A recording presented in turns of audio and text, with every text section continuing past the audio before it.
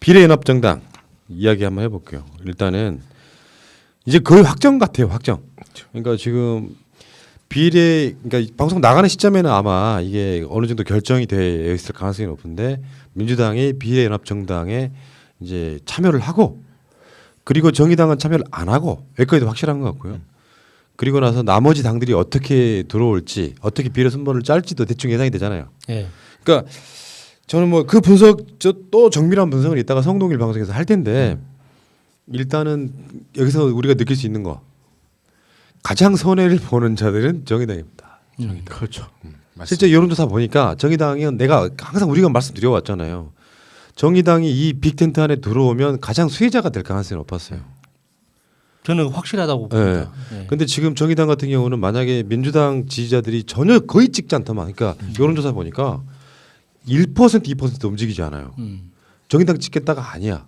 어쩌면 정봉주 의원의 열린민주당이 일종의 신의 한 수일 수도 있어요. 그러니까 저는 정말 너무 정의당에 대한 애정을 가진 사람으로서 너무 안타까운 게요. 지금 민주당 지지자들이 정의당을 찍지 않겠다고 하는 게 심상정 의원의 발언이나 이 선거연합에 그 비례연합에 참여하지 않겠다라는 이 태도 때문에 화가 난 게 아니라고요. 그러니까 이거는 정의당에 표를 주던 그 마음은 기본적으로 민주당 지지자들은 정의당이 내세우는 인물이나 정책들이 그래 저 정도 정책 저 정도 인물이면 국회에 들어갔을 때 민주당과 연대해서 우리가 원하는 정책적 결과를 만들어낼 수 있겠다는 그러니까 기대심 그리고 믿음 때문에 표를 주는 거였지. 민주당에 주면은 사표가 되니까 정의당에 뭐 어차피 버릴 표 정의당에 주겠다 이런 계산으로 준 게 절대 아니라고요. 근데 지금 정의당은 이번에 비례명단에서도 드러나는 거고 발표하는 정책들을 봐도 도대체 기존에 원래 민주노동당에서 내려오는 그 노동에 대한 어떤 그 확고한 철학, 농민들을 위한 어떤 주장들 이런 것들이 하나도 안 보이거든요. 그러니까 지금은 정의당은 그 자체로도 사실 너무 실망스러운 거예요. 정의당이 가장 크게 손해를 볼 수 있는 게 저는 약간 좀 달리 보는 게 뭐냐면 그 민주당을 지지하던 사람들이 내 표가 사표가 될까봐 정의당을 찍던 표들이 많았는데 그 표들은 이미 갈 곳이 생겨버렸어요. 근데 정의당을 어설프게 지지하는 사람들, 민주당은 좀 뭐하고 정의당을 지지하지 하는 사람들이 이제는 정의당에 투표를 할 때 자기 표가 사표가 될지 고민하게 돼버렸어요. 그러면 이 표들이 어디로 가버리냐면 비례 정당으로 가버리기가 쉽다고 봐요.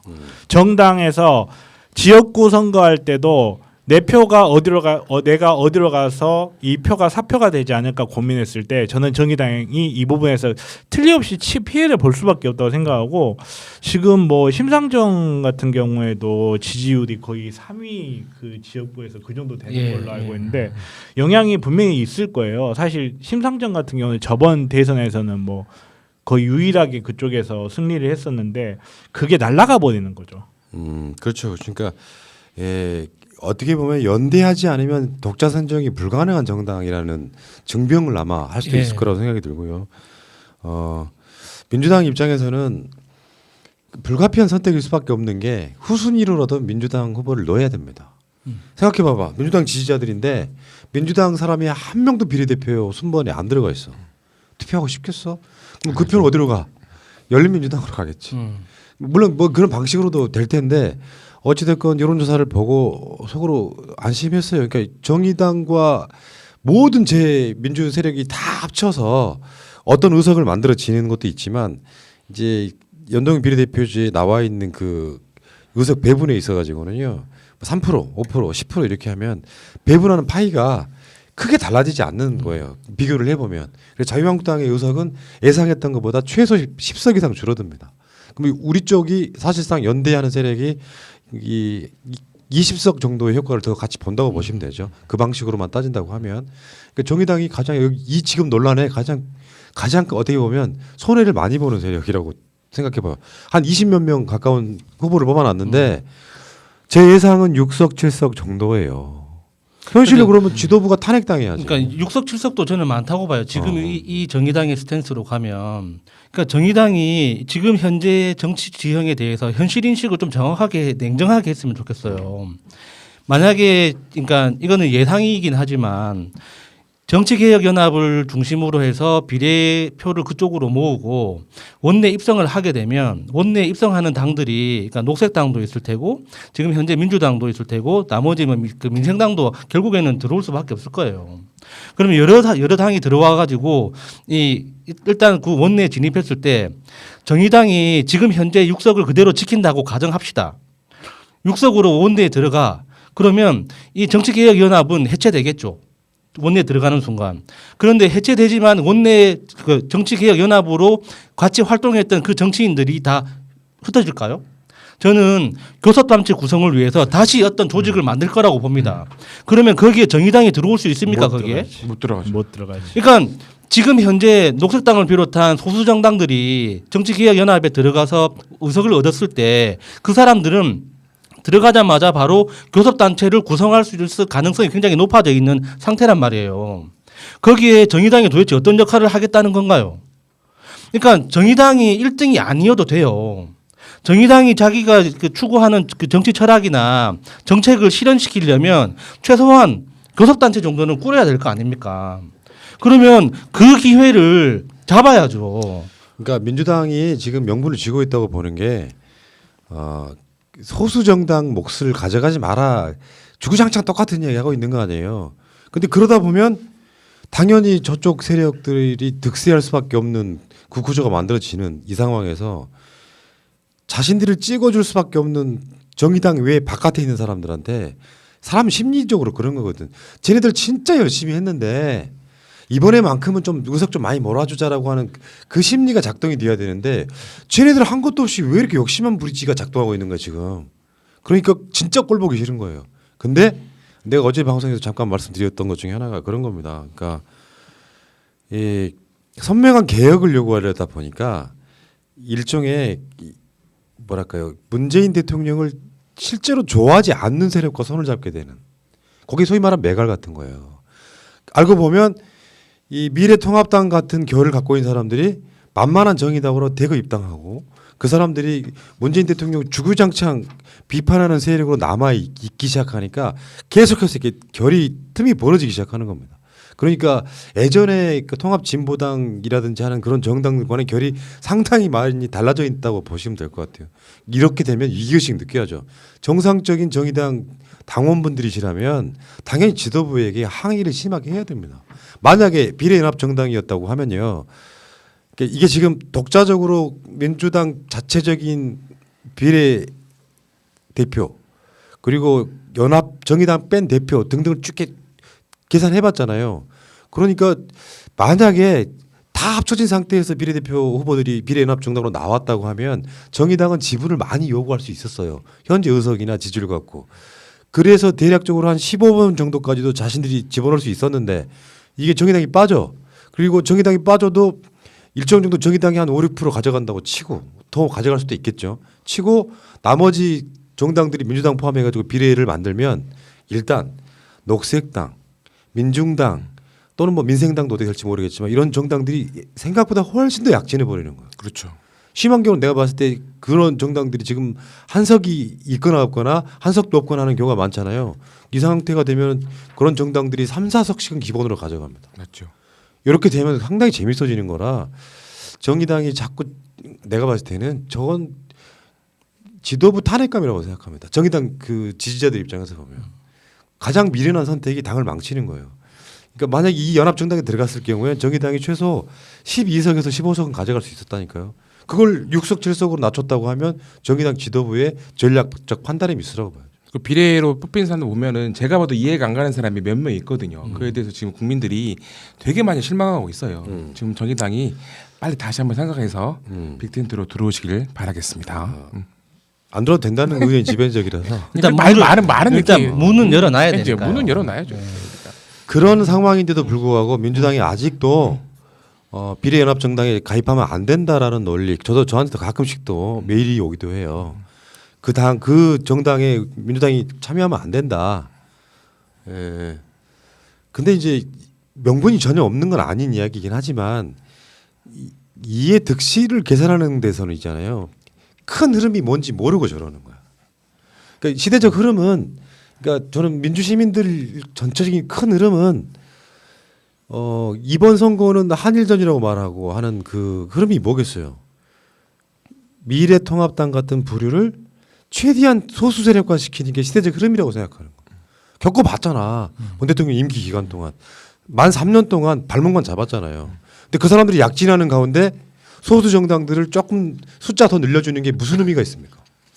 오히려 아무 의미가 사라져 버리는 거야.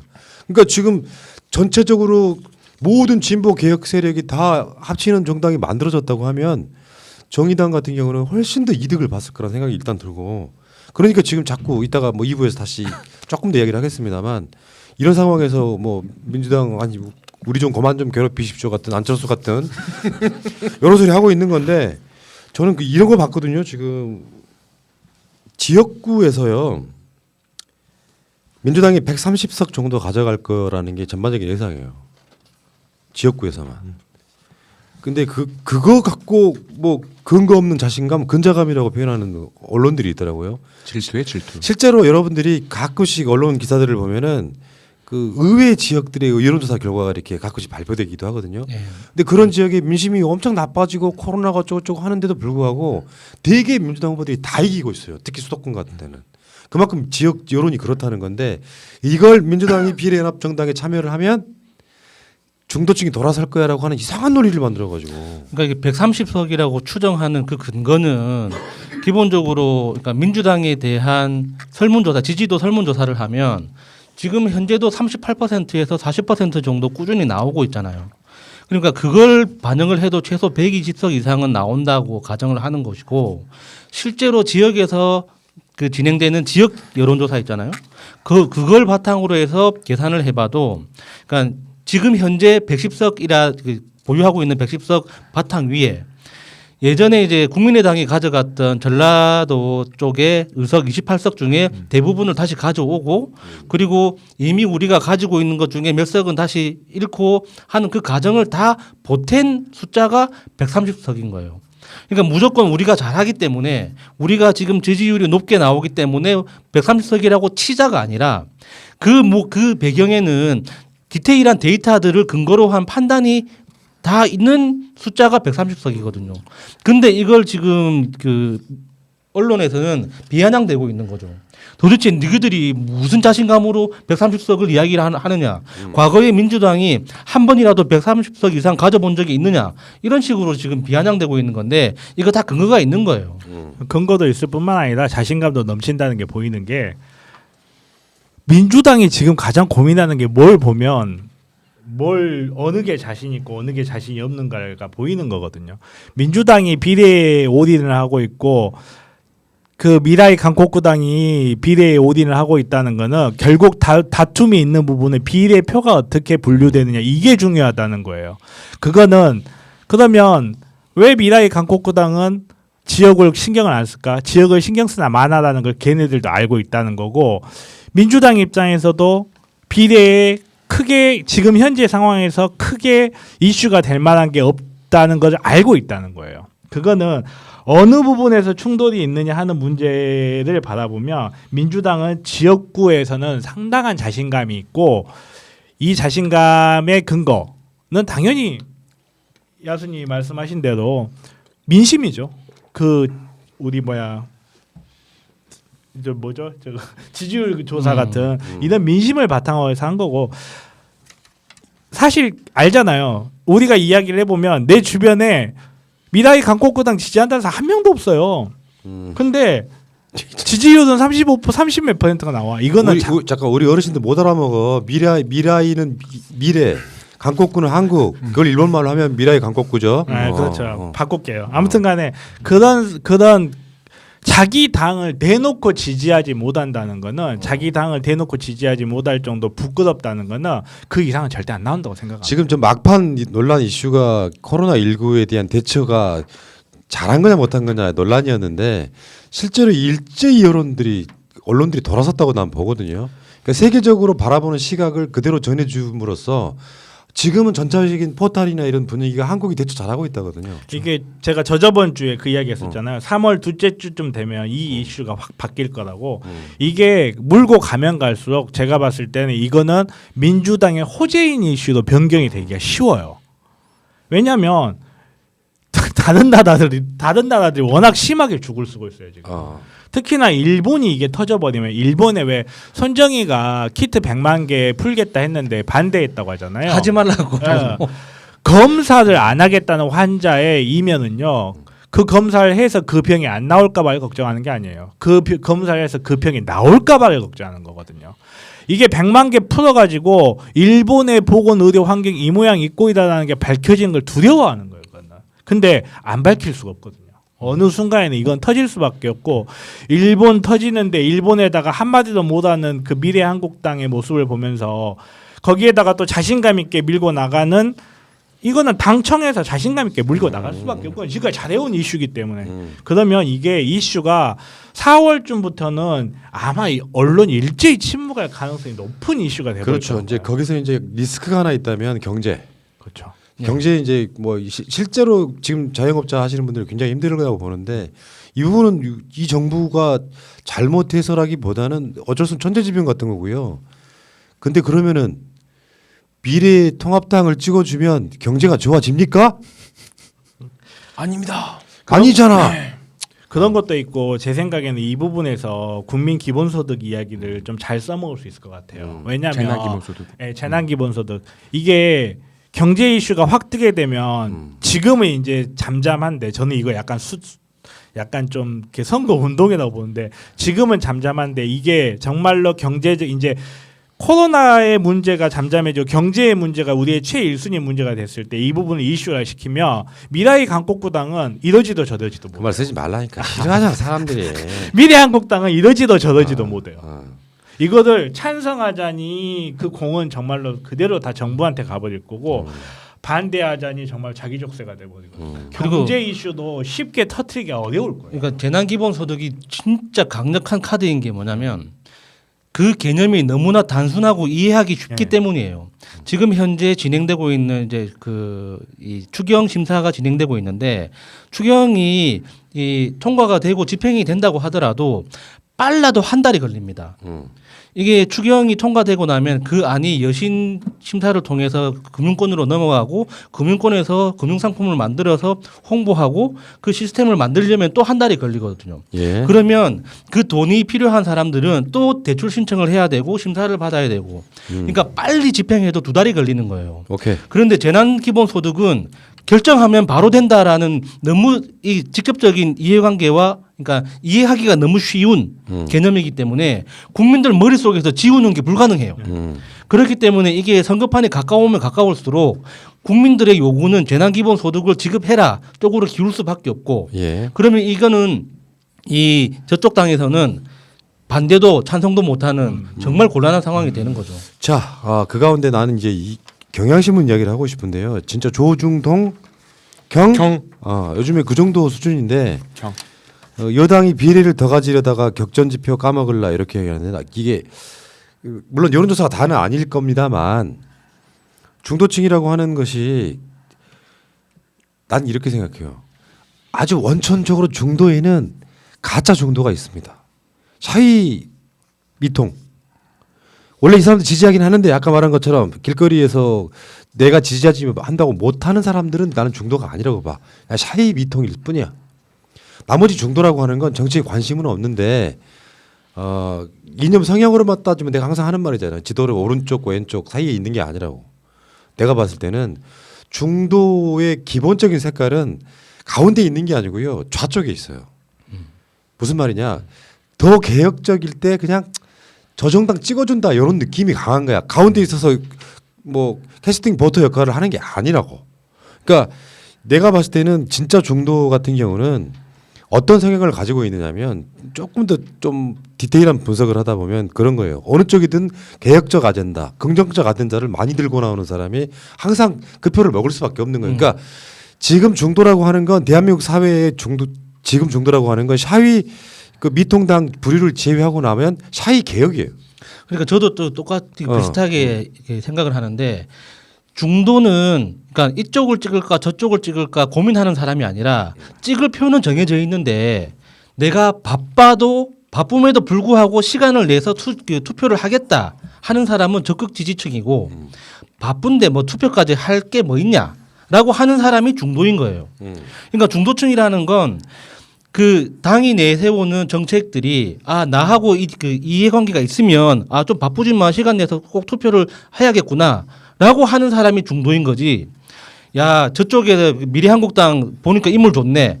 야 저 사람 박사학위가 있으니까는 뭔가 좀 배울 게 있지 않을까 이렇게 생각하는 사람은 중도가 아니에요. 그러니까 중도라는 개념 자체가 정치색이 없기 때문에 우리가 잘해서 끌어당기면 올 거라고 생각하는 그 자체가 착각인 거죠. 그러니까 중도층을 중심으로 해서 우리가 뭐 확장을 해야 된다라고 하는 그러니까 민주당 내부의 속이 빨간 의원들이 주장하는 개념을 잘 들여다보면 그 사람들은 중도층은 정치적 색채가 없기 때문에 우리가 조금 더 색채를 옅게 만들어서 그 사람들한테 매력적으로 보이면 우리한테 넘어온다라는 논리를 제시하거든요.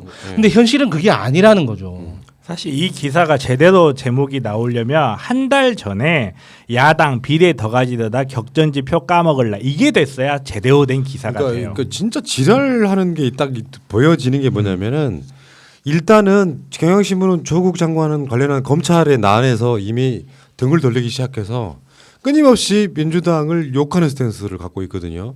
그러니까 이게 분석도 제대로 안 하고요. 아까 말한 중도에 대한 의미는 내가 분석한 게 거의 정확할 거예요. 그런 방식으로 가는 것이 중도의 의미라고 생각하면 다른 걸 떠나서 내가 말했잖아. 미래통합당 등의 가장 큰 리스크는 뭐냐면 그래서 니들 찍으라는 거냐 이 질문에 봉착을 하면 어떤 사람도 일반 중도는 손 안 가는 당입니다.